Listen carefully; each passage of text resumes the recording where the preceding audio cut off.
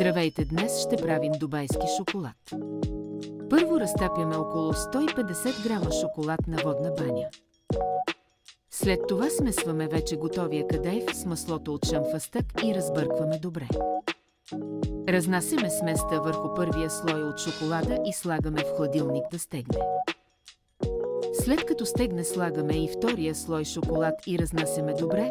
Не прекалявайте с втория слой шоколад като нас. След това отново сложете в хладилник да стегне добре за около 10-15 минути. Може да украсите шоколада с ядки като нас, вижте този кадър.